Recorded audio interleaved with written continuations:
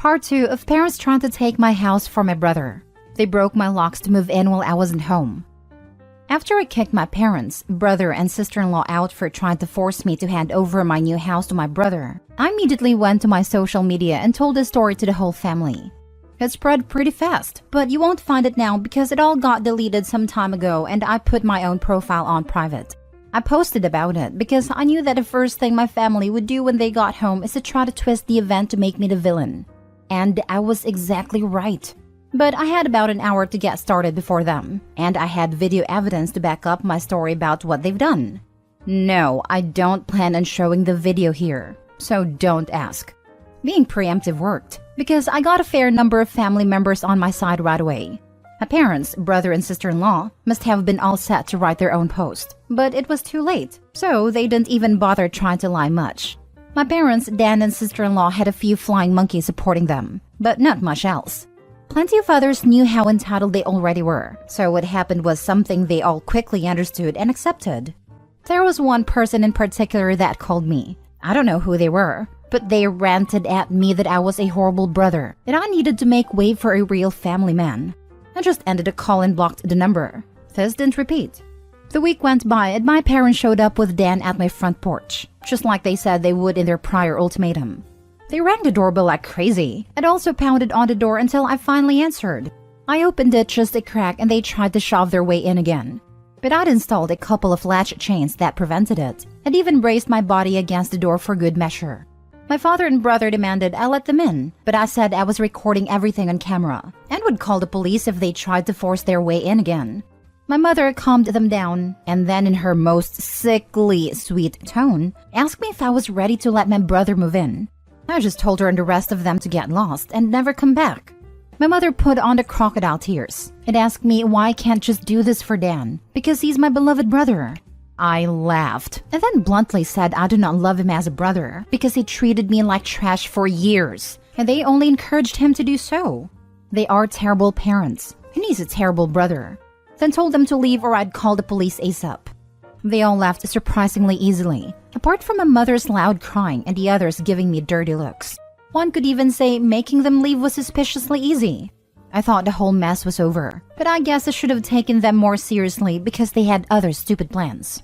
I came home that week on Friday evening to find a moving truck and my brother's minivan parked in my driveway. It was Dan and his family there moving stuff in. He just waved to me with a turd-eating grin when I saw him. I was furious and told him and the rest of his family to stop. But sister-in-law smugly said to me that, like it or not, they were moving in. And then, in the most fake way while tilting her head and puckering her lips, she said that it was okay because my mommy allowed it, and I should always listen to what my mommy tells me. I seethed with rage just hearing those words and looking at her smug, witchy face. So, I locked myself in my truck to call the cops right away. When they realized what I was doing, sister-in-law started pounding on my window and yelling at me to stop, and that I can't do this to her because she and Dan need a house. And she cried, "Why can't you just do this for Dan?" I responded with, "F Dan, it's my damn house, not his." Then she threatened to key the side of my truck unless I stopped calling the police. All of which the 911 operator heard, thanks to the window being slightly open. I told sister-in-law if she damaged my truck, I'd sue her, and she was smart enough to retreat. When the police arrived, Dan and sister-in-law, along with their kids, had locked themselves in my house. I told cops what had happened as well as showing them my new driver's license that had my current address on it.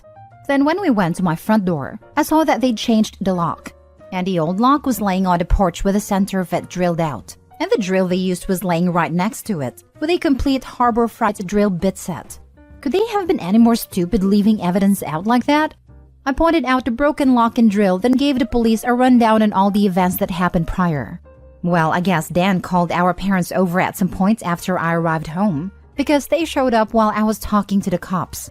My parents immediately lied and started saying that I'd agreed to rent my house to my brother and his family. I said that was an easily provable lie one way or another. So, Dan and sister-in-law finally came out of my house with some papers in hand. They both looked super smug, like they'd somehow outsmarted me. They'd actually drawn up and printed out a fake rental agreement, but my signature was not on it. There was one, but it looked nothing like my handwriting. I don't think any of them have ever actually seen my signature, so that was incredibly stupid on their part. I told my parents and Dan that was stupidly blatant fraud. And if the cops investigated, they'd easily figure that out. And I don't think going to jail and courts would do them any good. It could even make Dan lose his job, which is his only means of providing for his family. I also said I would get a lawyer and sue for damages if anything of mine was lost, stolen, or broken. And I'd call CPS too for good measure. Dan went white and looked really scared when I said all that. But my mother got between us and doubled down about how I should just do this for Dan and live in a damn camper so they can finally have a family home to themselves. I yelled at her that if she thought it was such a good idea, she could do it for Dan herself and let Dan have her house to himself instead. The cops separated my mother from me, and I said I wanted them all out right now, or I'll press charges. I stated in a shout about how they drilled out of my front door lock to break in. The lease papers were obvious fakes. They badly forged my signature, and I have recorded video of sister-in-law attacking me. Those are felonies I could ruin their lives with if I wanted. And if they didn't leave, that's exactly what I would do. The only reason I hadn't already was for the sake of Dan's kids, so they have one chance to get the hell out. The moment my parents heard that, I think it finally clicked that they could not force me to do it for Dan. My mother surrendered and said she'd put an end to this. Then she went over to sister-in-law and spoke with her quietly for a minute while my father spoke to Dan. Sister-in-law instantly started loudly crying, then ripping up the fake rental papers into tiny bits and tossing them like confetti, only to have an officer tell them to pick up the bits of paper or he'd cite them for littering. Both of the cops at this point had the "I don't get paid enough for this" looks on their faces.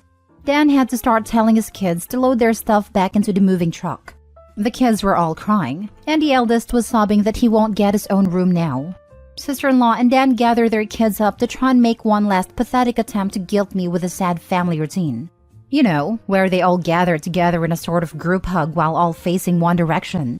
I swear, I think they'd practiced it beforehand. All of the kids had the same pleading look with quivering mouths. Sister-in-law kept rubbing her pregnant belly and tilting her head to look like a sad puppy, and my brother just made the saddest face he possibly could and said, "Please don't do this. We need to be able to live here." But I didn't falter and told them to keep packing. All the kids and sister-in-law turned a crying up to 11, and Dan yelled at me, "Are you satisfied with yourself? You've denied us a home because you're too selfish to share and help out family." I ended up laughing like a maniac and retorting that what he was trying to do was taking, not sharing. And no amount of crying will make me let his family move in, because he's no brother of mine anymore. He's just an entitled prick who thinks he can take whatever he wants from me like when we were kids. Dan started F-bombing me until the cops told him to cool it or he'd be in cuffs regardless if I wanted to press charges. He sucked in his lips and looked a mix of afraid and supremely pissed off. I asked the cops if they could stick around until my parents, brother, and sister-in-law had all left, and they said they had no intention of going anywhere until this had been resolved. In fact, in the next few minutes, 2 cops became 4, as more drove in for whatever reason. That gave my parents some extra incentive to get moving. I made Dan give me the keys to the new lock he'd put on my front door, though I got another lock the next day anyway because I didn't know if he had copies of the keys or not. He was really reluctant to hand them over. Then, instead of handing them to me, he actually threw them down the street and into his storm drain while saying to go get them myself. But one of the cops scolded him for that and made him go get them. He had to pull the grate off just to get at them, and he got pretty dirty in the process. When he got the keys back, he just grumbled and slammed them down into my hand. I then told them all to leave and never come back. My mother said I'd be disowned for this, as if that were some kind of threat to me. But I voiced that to them. Then, in an overly sarcastically, I said something along the lines of, "Oh no, that means I won't get to come to any holidays with you guys, where I always get treated like shit by you all anyway. Because Dan has always been your obvious favorite. You all treated me so badly when I was growing up, that if Dan ever needs an organ donor, I wouldn't give him anything. So do like you always told me to do when I was mistreated by all of you, and suck it up." My parents were floored after I said all of that, and the quartet of cops were looking pretty judgmental at them as well. I tell you, if you want to put nasty parents like mine on the spot, confront them in front of cops, because they'll likely not try anything really stupid then. My mother just started crying and walking away. My father just stood there looking like he wanted to hit me, and Dan just held his kids in defeat. Oh, and sister-in-law was off having a tantrum in my front lawn. Soon enough, they all formed a line handing out boxes and got their stuff out of my house. Nothing had been unpacked yet, so it all was taken out pretty quickly. But while doing it, my mother kept saying it wasn't too late, that I could still do it for Dan several times, each time trying to bargain more and more to try to make me change my mind. She said that Dan could pay me rent if I let them stay, and when that didn't work, she said I could move back in with them to let Dan rent my house, so I wouldn't have to share the building. I told her to shut up and keep packing boxes, because I don't want Dan or his family around. I don't want his money, and I certainly don't want to live with him, nor my parents ever again after the way they treated me when I was a kid. Making a deal with my parents would be like making a deal with the devil to me. Sister-in-law ended up having another tantrum after hearing that and threw a box down, then sat on the ground to have a pity party because she didn't want to go back to sharing a house with my parents. And she just sat looking angry/sad there until everyone else was finished. She didn't even want to get up when it was time to leave.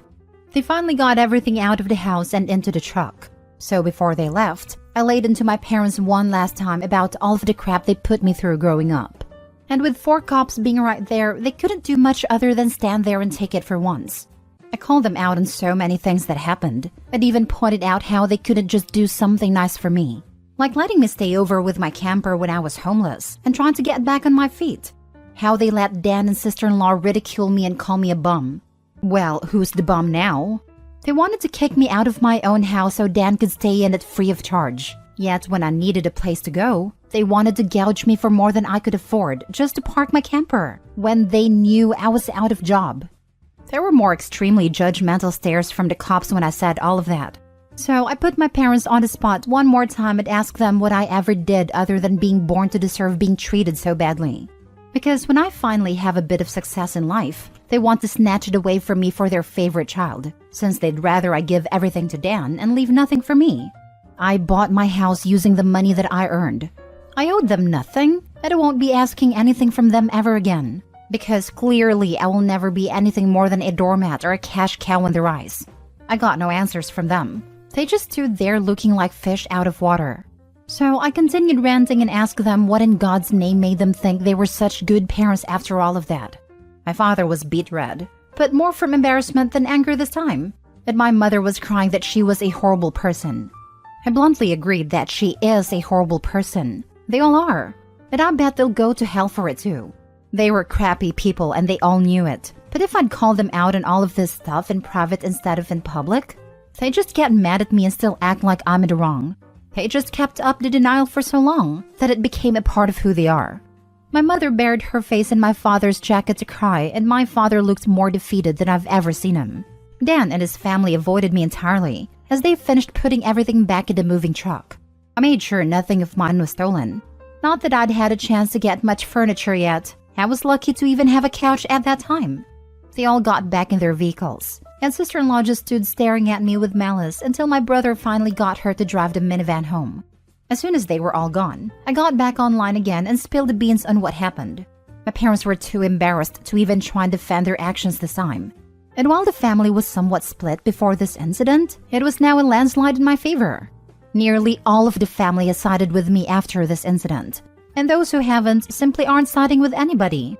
No matter how much my parents previously tried the "we did it for Dan" line, no one listened anymore. So any remaining familial support they had is now gone. Many in the family who I expected wouldn't side with me did. That includes the former flying monkeys. So I guess they've finally had enough. Around that time, I offered to host half the family at next Christmas Eve in my new house. My parents were not invited. I wasn't blocked on my brother and sister-in-law's profiles, surprisingly. And I saw sister-in-law had her 4th baby in early November. They are still living with my parents. I'm pretty sure they knew I was watching, because sister-in-law kept making passive-aggressive posts every couple of weeks or so about not having enough space while living with my parents, probably to see if she can still guilt me. And I'm sure it's driving my mother and father up the wall, because they aren't getting any peace and quiet in their old age with 3 rowdy, obnoxious kids, a mentally unstable sister-in-law, my golden child brother, and a newborn baby in the house all at once. Perhaps they could move into a camper in their own backyard and let Dan take over their house completely. They might get some peace then. Yeah, they could do that for Dan. Part 3. I was trying to keep things to 2 posts, but I realized while compiling everything that part 2 was just too damn long. So, I've divided it into a part 3. For those who commented en masse to get cameras, I will, when I can afford it. I'm still in financial recovery from buying a house last year. And as far as I know, good cameras need a decent computer to record to, and I don't have anything more than a 3-year-old laptop that runs Windows 10. Yes, I am aware of doorbell cams. That will be the first kind I get. For those who kept asking that I should have just gotten my brother and sister-in-law arrested, the only reason I didn't was because they are parents. Their kids need them. And if Dan was arrested, he'd likely lose his job. And without that, his family has no money. And sister-in-law has an only months-old baby right now. Neither of them needs to end up in jail. But you don't need jail for revenge. Police can help, yes. But I got payback without filing a police report. Would I be this merciful again? More than likely not. And they know it.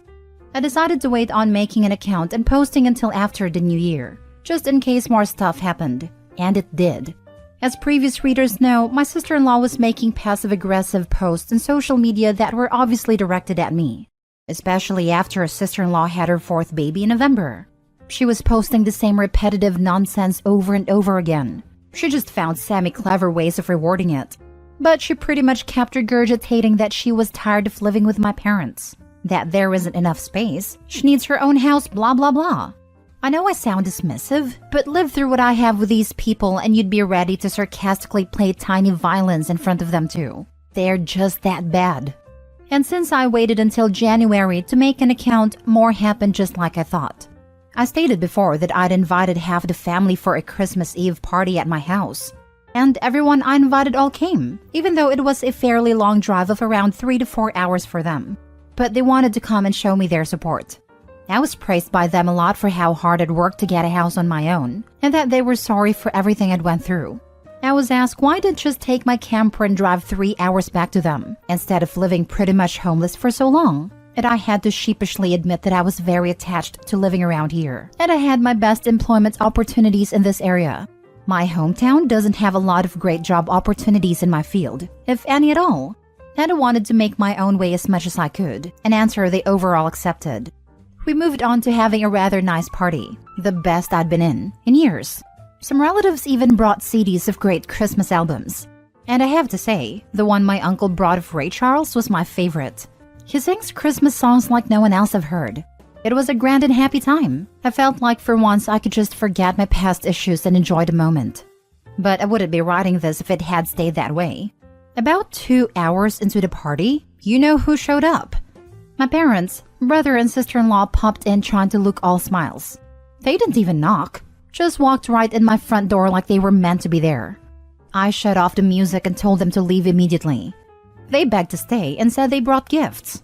One of my uncles stood up and yelled at them before I got another chance to speak, and he said they don't deserve to be in my home or my life after the nonsense they tried to pull months earlier. And he was backed up by several other relatives. Mind you, this guy is my mother's brother, and he used to love her to pieces until he found out about the crap that went on between me and my parents. My grandparents, mother's parents, as old as they are, hurriedly got in between us and said to my parents that if they want to make amends with me, it's far too soon, and that they've never been more disappointed in them than they were this past year. They'd hidden their favoritism for my brother from prying eyes for a long time, but no one was fooled anymore, and they needed to make a serious effort to try and actually treat me like a son if they ever wanted to be in my life again. Then they turned to Dan and sister-in-law and said they've seen the repetitive nonsense sister-in-law keeps posting about. They're tired of it, and to just let it go already. My house will not become their new home. Sister-in-law went back to her old standard of crying and had a pity party about how she should be the one living here, and not me. She plopped down in a chair to have a tantrum and said it wasn't fair I got this house to myself when I have no family of my own, and she has 4 kids that need more space, and she just wanted a better place to live in and feel like a real mom. It was petty of me, but I loudly pointed out that she sucks as a mother because she lets my mother do most of the parenting, while she sits on her butt all day drinking, playing on her phone, or going out and spending all of Dan's money. And she has the nerve to complain about it? I even joke that I'm surprised her baby doesn't get drunk from her breast milk, since she drinks so much booze, which I admit went a bit too far so I got some stares. She demanded to know if I was calling her a bad mom, and I said the evidence speaks for itself. That if she wanted to be able to afford to move out of my parents' house someday, then she needs to put her college degree to some use, get a job, and learn to save money. My mother already does most of the childcare for my brother's kids anyway, so she'd have plenty of time after her baby gets a little older. My brother's eldest kid, 7 years old, ran up to start kicking and screaming at me for yelling at his mom, and kept at me about how his mom said that I was the bad guy, who made her cry and didn't let them live here. That's when my brother grabbed his son to pull him away, but all the other relatives jumped back in, and this sort of turned into a family intervention against my sister-in-law and brother. She was crying, her new baby was crying, her kids were crying. Hell, even Dan was very nearly in tears from the verbal lashing he was being assaulted with. He ended up just sitting on the ottoman I keep shoes in by the front door and looking like a complete wreck. He couldn't look anyone in the eye. He couldn't even say 2 words to me, not with a whole house filled with angry people, ready to judge him if he tried to let out his inner golden child again. If they weren't there to get in his way, I bet this would have ended up a repeat of when he tried to order me around to try and take my house months earlier. By this point, though, he'd been so thoroughly humiliated that his and my parents' reputation in the family was completely destroyed because the masks were all off now. Soon after, my parents, brother, and sister-in-law all left in defeat. The party resumed, and we all avoided speaking of what just happened for the rest of the evening. Since most of the adults had been drinking, everyone stayed the night in my house. I even let some of them sleep in a camper so there'd be enough space. I admit it also makes a good guest house. My relatives all wanted a tour of it earlier as well, and they said they couldn't believe I'd been living in it for around 2 years. I got a lot of questions about it, like what summer and winter was like and so on. I was up earlier than everyone else Christmas morning, and had a fresh pot of coffee and some ibuprofen for those spiked eggnog hangovers a few of them had. I was complimented in being a way nicer host than my parents ever were, and we all agreed to do this again next Christmas. After Christmas, sister-in-law did finally stop making posts that were obvious digs at me, and deleted all of the old ones as well. But shortly after the new year, she more recently made a new post complaining about how she'd tried to convince my parents to get a camper like I did, so it could be set up in the backyard, so Dan and his family could use the whole house as their family home. Well, a taste of one's own medicine is never fun, because my parents turned that idea down. Vehemently, I hear. No one's gonna push them out of their own home, let alone their master bedroom. The post was only up for a couple of days before sister-in-law removed it, and she has hardly posted anything since then. She loves to complain, but if a tree falls and no one is around to hear it, can it still complain? Sister-in-law, I guess, has realized there's no point in doing it when no one hears her anymore, and Dan can't afford to move his family out on his salary alone anytime soon. If they end up expecting another child in the next few years, I won't be surprised. Things mellowed down for me since then, and I've even invited friends over for a poker night. I suck at poker because I can never remember a damn thing about it. But so what? We get to drink beer and eat junk food while being merry idiots. We all loaded up on Whoopers from Burger King, and just had at it the best way 4 grown men can, when they just want to have a good and adulterated time and get pissed drunk. I think maybe around summer, I'll look into possibly dating someone. I'm not exactly getting younger here. Fingers crossed that goes well. My camper just sits idle in my yard now, and I admit, there were some days I went out there just to spend time in it. I did live in it for 2 years. It's like my second home. And maybe one day I'll actually get to use it for camping, like it was meant to be. I've never been camping. My parents considered it a waste of time, so it would be a completely new experience for me. This pretty much marks the end of what happened. My parents, brother, and sister-in-law have all been staying very clear of me. In fact, they seem to have gone back to acting like I don't exist, like they did before I bought a house. Not like that bothers me at all. It's better that way.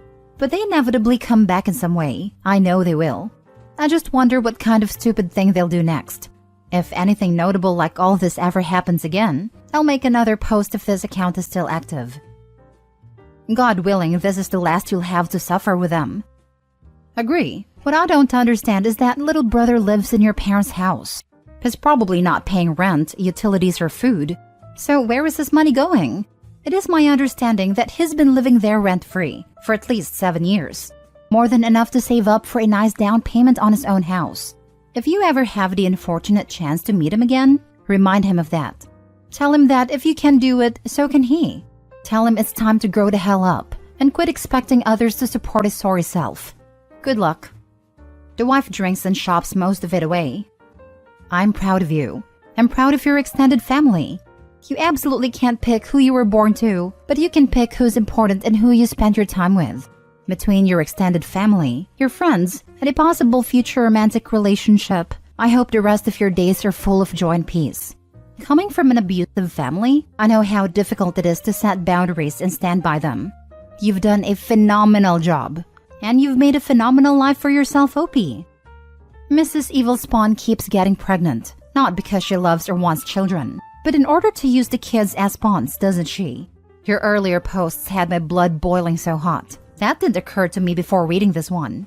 Now, Mr. and Mrs. Evil Spawn are probably going to attempt to drive your so-called parents out of their own house, but as you noted, your parents are not likely to let that happen. Grab a bowl of popcorn, OP. As long as they're all leaving you alone, this bit of karma should be fun for you to watch. As you said so perfectly, a taste of one's own medicine is never fun. How I wish I could have seen the look on your mother's face when she realized that her own brother and her own parents were judging her guilty as charged. All four of them, your parents, brother, and sister-in-law, are now reaping what they sowed. Let them, and enjoy watching the disaster that's about to play out. Yes, she does weaponize her kids to get her way, but she can't milk that forever. I'd invest in those cameras sooner rather than later, or the comment from the last post will probably end up true. Part 4? So they burned my house down. I'm proud of you for standing up for yourself and getting the evidence to back it up. Do not assume this is over or you've won. This won't stop. Even if they go a year or two before doing something, this will eat at them because they are trashy, entitled people. Keep it up. You got this and you are going to do well. Again, I'm proud of you.